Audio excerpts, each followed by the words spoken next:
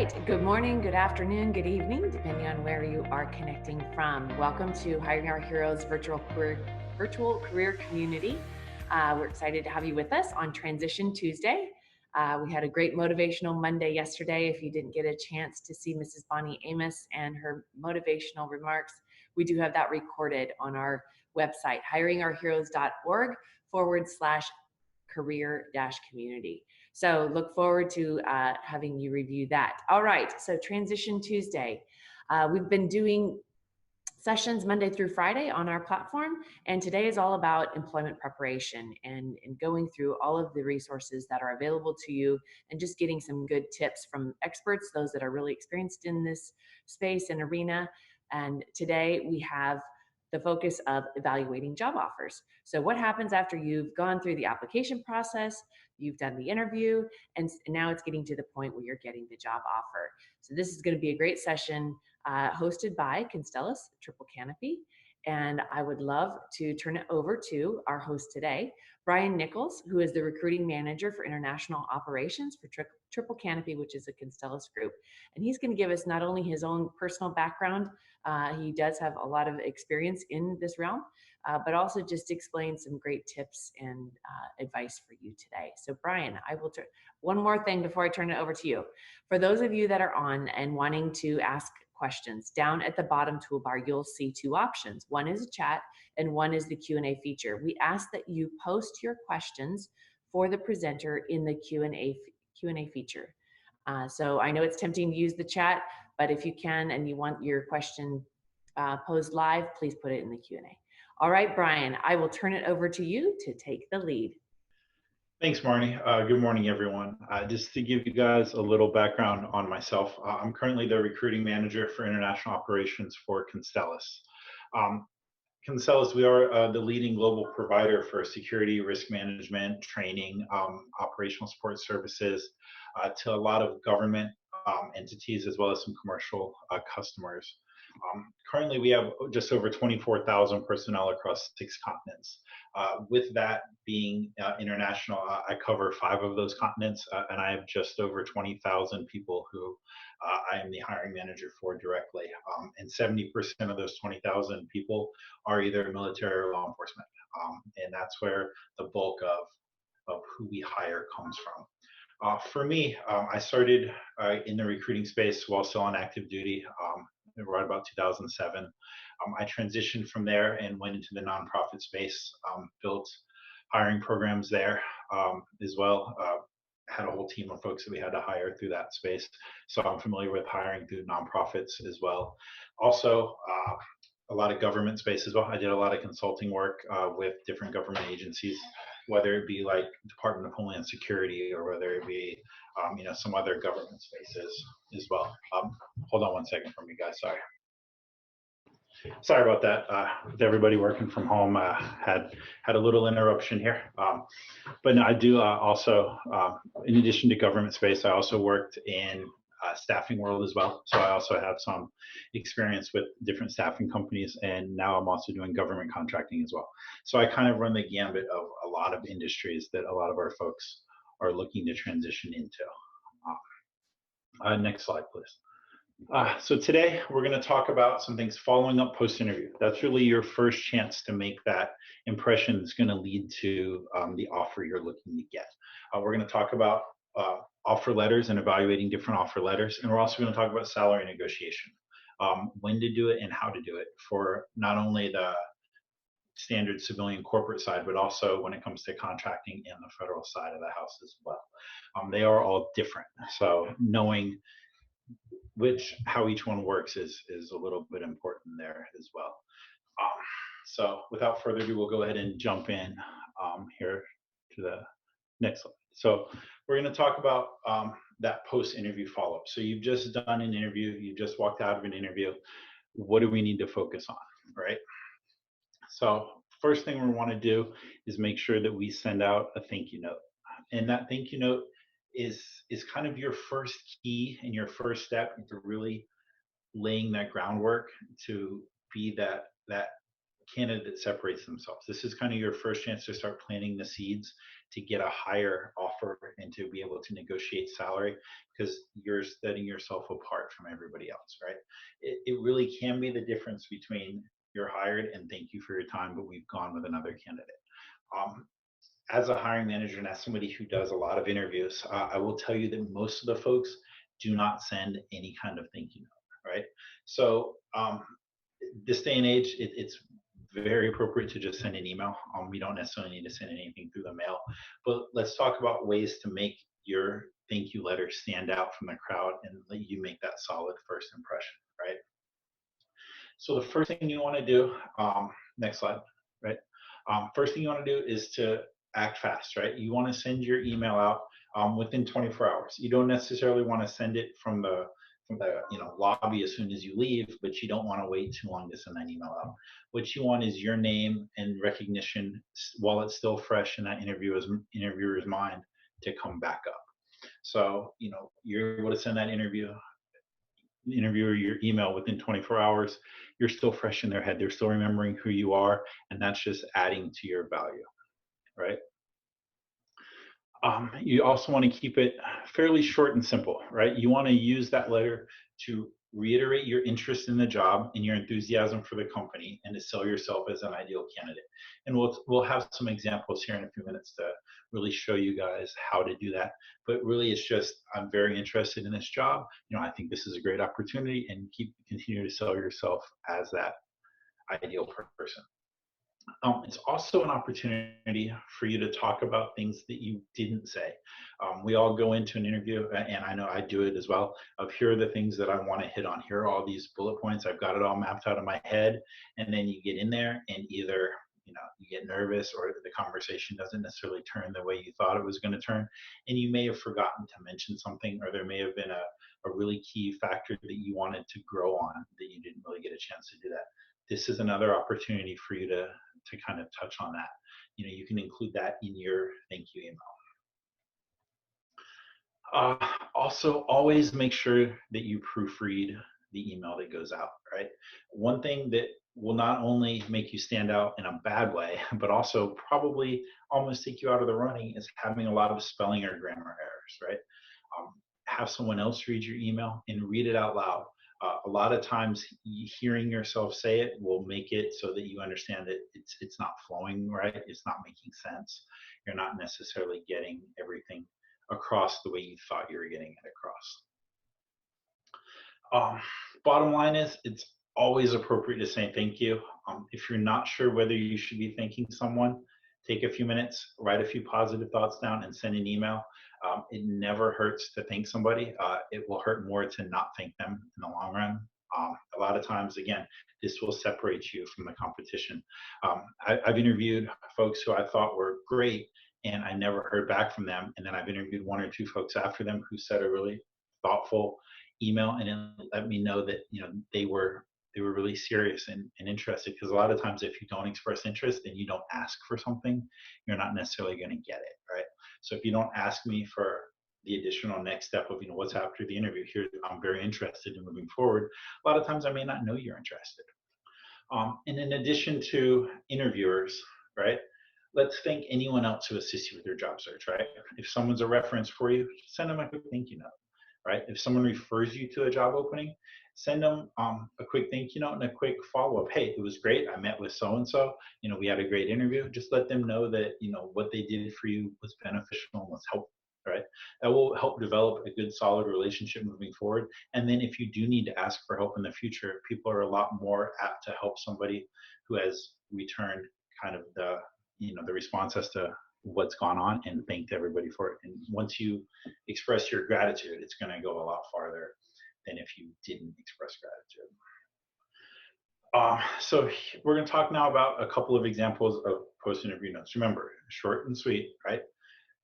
Thanks for the opportunity to discuss the blank role with your company. I believe that, my blank and blank skill sets, whatever your top two skills that are relevant to that job are, combined with my significant experiences, and again, give them a couple examples, would be a great asset to your team.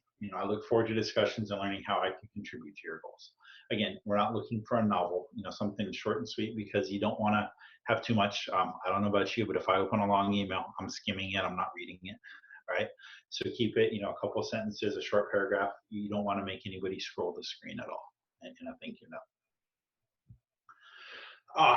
another good example is here. I very much enjoyed our conversation yesterday about the opportunity on your team. And again, be specific. That way, while it is kind of a canned example, if you tweak it and tailor it a little bit, it doesn't feel canned, right? After our time together, I'm even more enthusiastic about how my experience can make a measurable impact on your deliverables. So then you're showing your enthusiasm for the job, but you're also talking about how you can make an impact on that team. So it's not just, hey, I'm really excited, let's move forward. It's not only am I excited, but I'd be a great fit for you, and I can impact your company and your team here. Another good example here is, it was a pleasure meeting you yesterday to learn about the position with your company. I'm very interested in learning more and continuing our conversation. I feel my background is a strong fit for your team. Again, you didn't have to go real in depth, but if you can provide an example or two, that's great.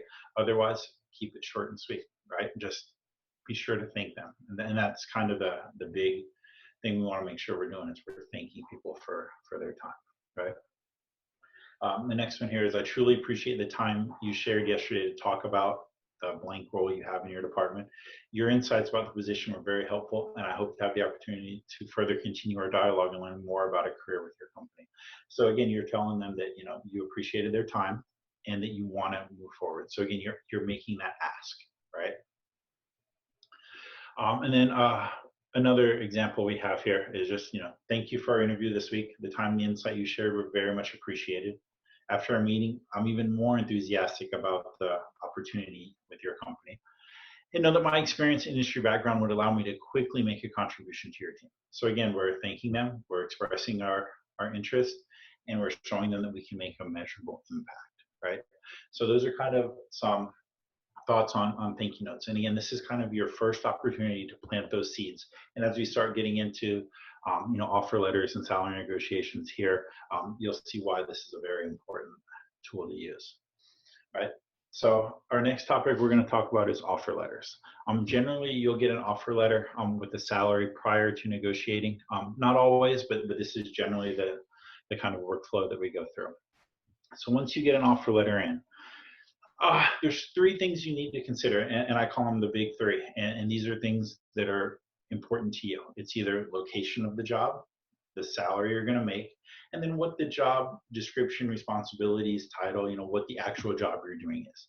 These are generally the three biggest things to consider when you're looking for a job and when you're looking at job offers.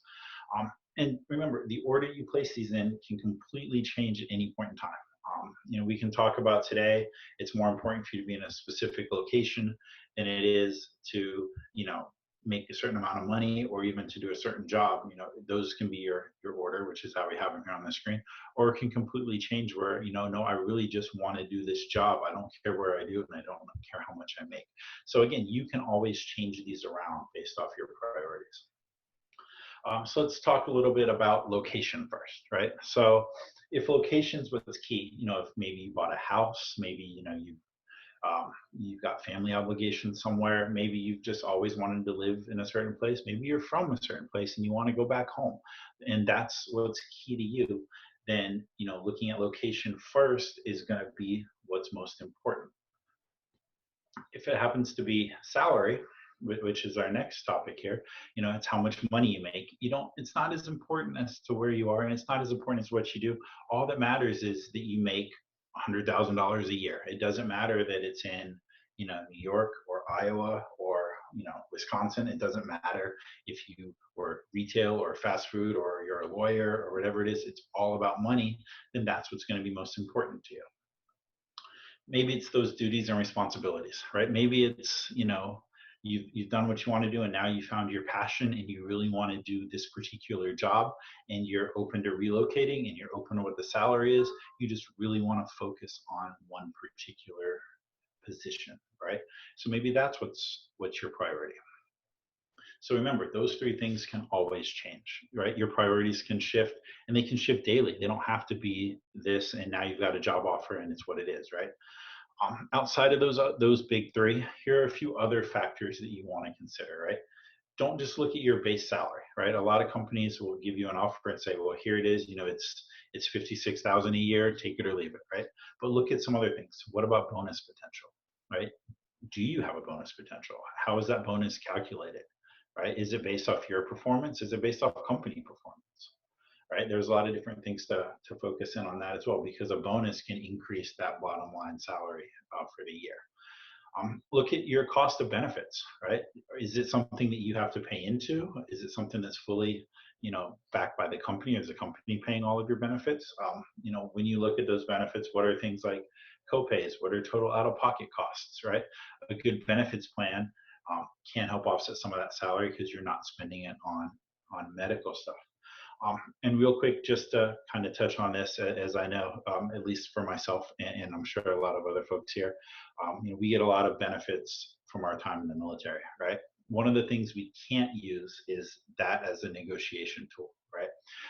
One of the reasons being, and I've worked for a fairly small consulting firm, and I had a couple of folks try to do this, and here's the reason it doesn't necessarily work, is that I can't not include you in a benefits plan, right? If it's something that's offered to the company, it has to be offered to everybody. So just because you turned it down today, I hire you on May 12th here, and you turn it down today, open enrollment comes around at the end of the year, you have the option to opt in, and I can't tell you no, right? So you can't necessarily use that benefit to say, well, you're not going to pay this benefit package for me, so go ahead and give me this much more as a salary base.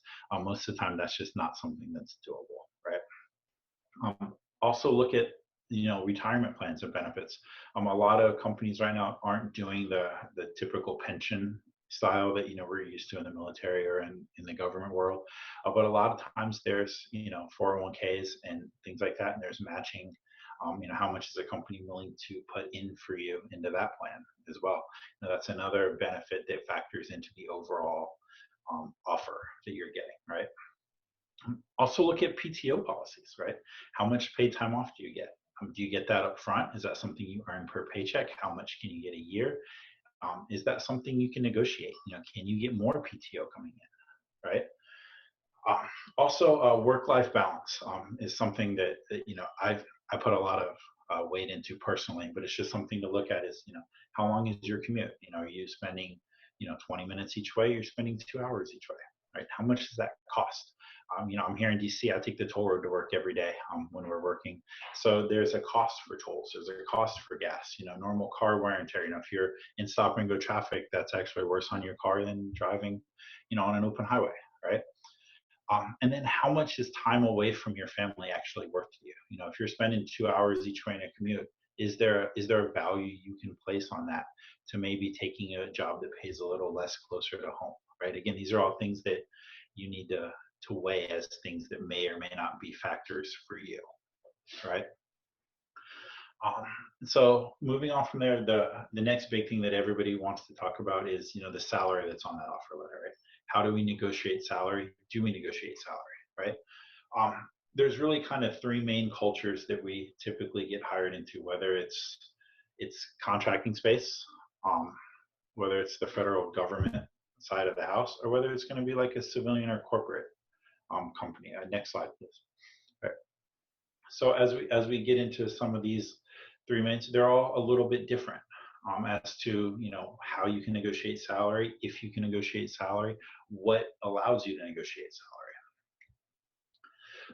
In addition to those kind of cultures, here are kind of 8 factors that typically will influence your rate of pay, whether it's what they're going to offer or what you can kind of push back on, right?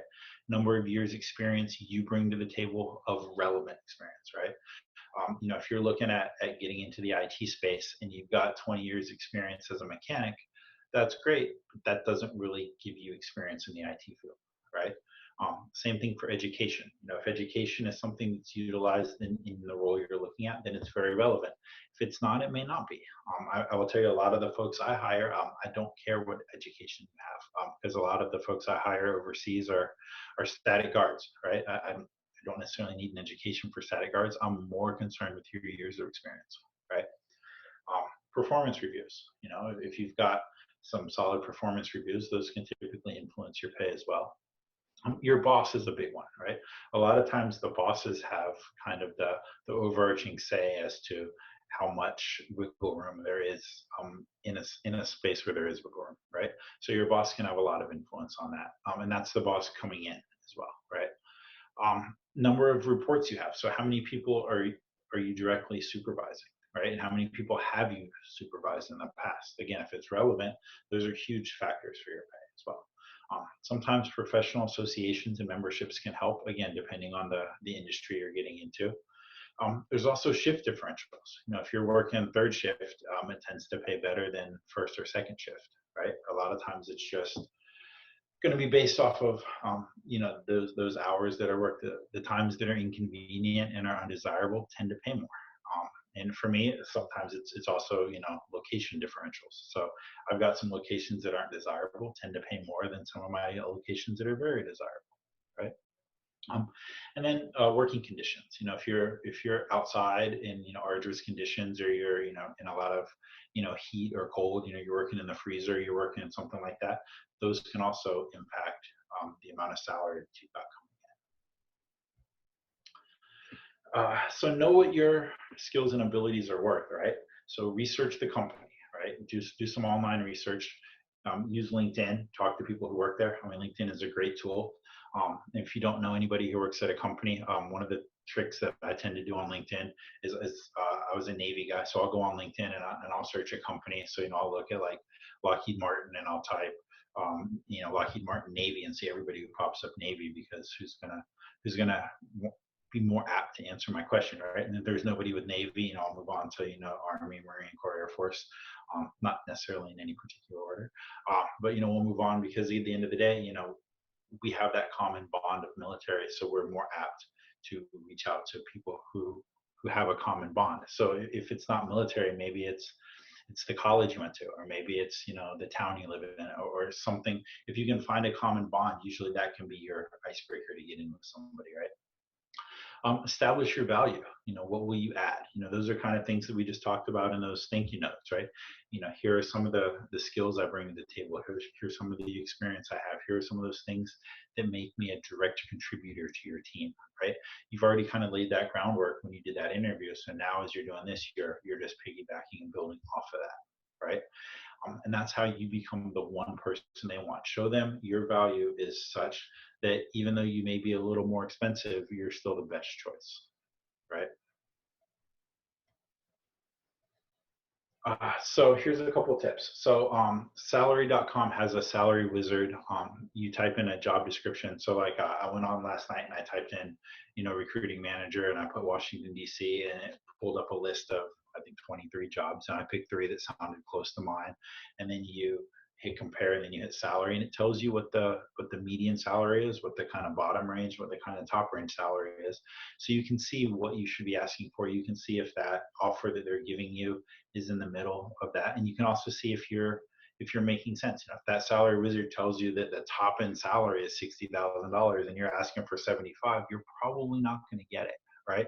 Because that's not a realistic market salary for the location that you're in, right? And that goes back to that job, salary, location. If salary is the most important and you can't make that salary where you're currently at, then you need to pick a location that you can, right?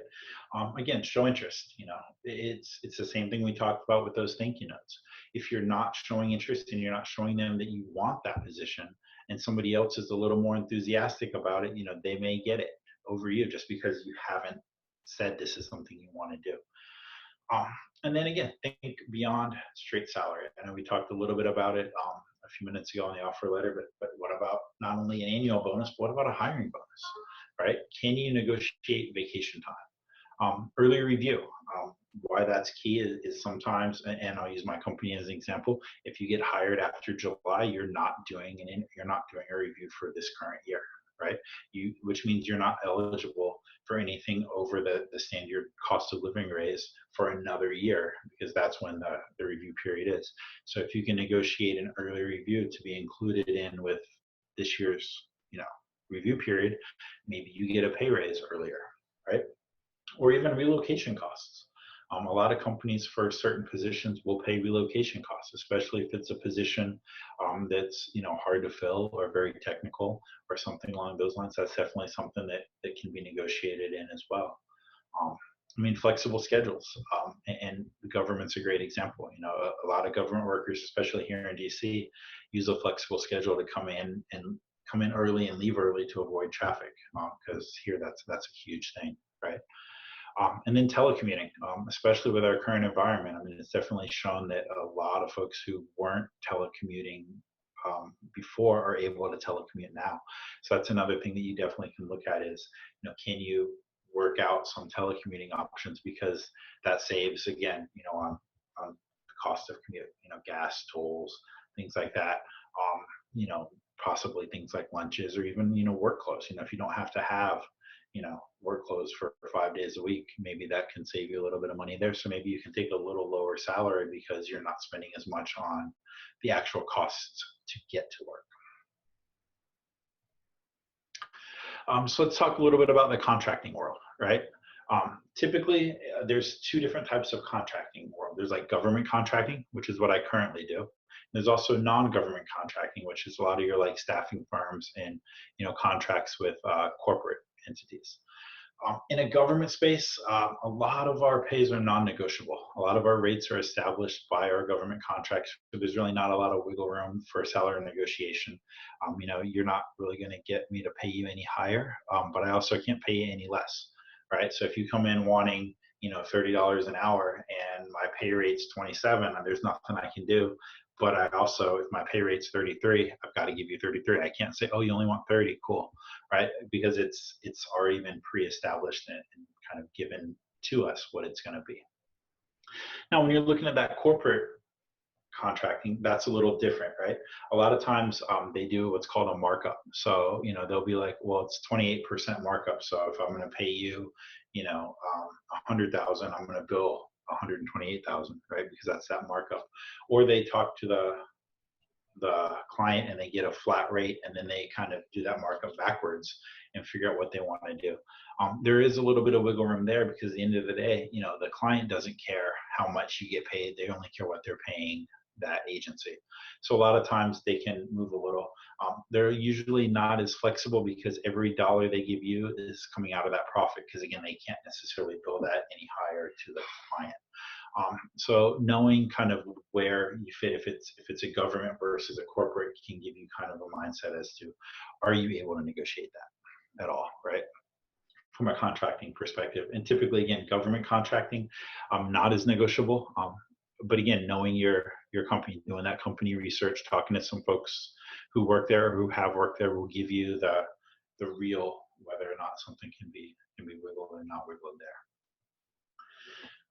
So then we move on from contracting, and we'll talk a little bit more about actual government working. So you're a GS employee or a different WG, you're an actual government employee, right?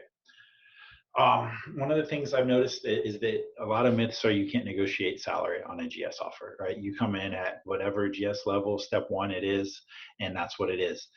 And that's not necessarily accurate. You can negotiate your salary on a GS scale. You're usually not going to negotiate it up a pay band, but you can definitely negotiate steps within your pay band, right? In order to do that, you have to have what they call superior qualifications, right?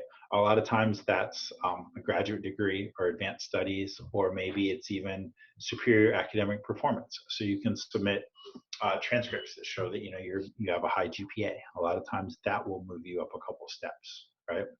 Maybe you've got a lot of certifications in your field above and beyond what that job description is called for. So now, and IT is just an easy one to use because everything's IT certified, but maybe, it calls for A+ and Security+, and you've gone from A+ and Security+, and you've got some of your like CCNAs or, some of your superior Microsoft certifications. That can also get you, an additional step or two or three increase, right?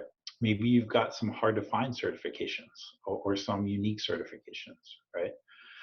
Maybe you're bringing more years experience to the job. If you've been the subject matter expert and you've taught some of the things that are required for that job. Now you can be deemed superior, right? Or maybe you've published work in some peer-reviewed journals and things like that. Again, all of these experiences have to be relevant to the position, right? Like we talked before, if you're looking at an IT role and you've got a lot of, motor pool or mechanic roles behind you, that's not necessarily going to be relevant. So therefore, you're not going to be deemed superiorly qualified for those roles because it's not necessarily relevant to the exact role you're looking at.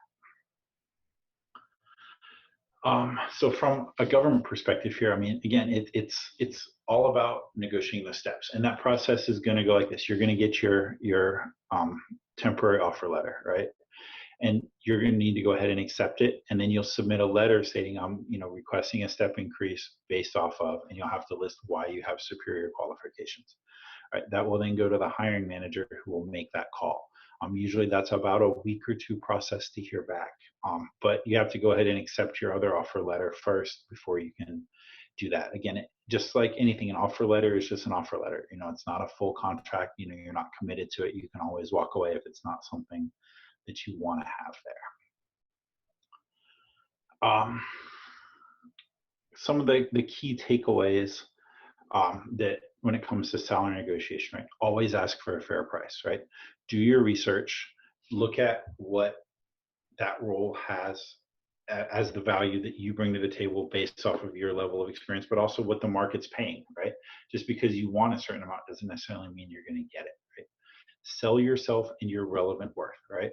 And that starts from that very first interaction, at your interview, and then it continues making sure you do that follow up with that thank you note all the way through your salary negotiation piece, your final offer letter, everything else, right?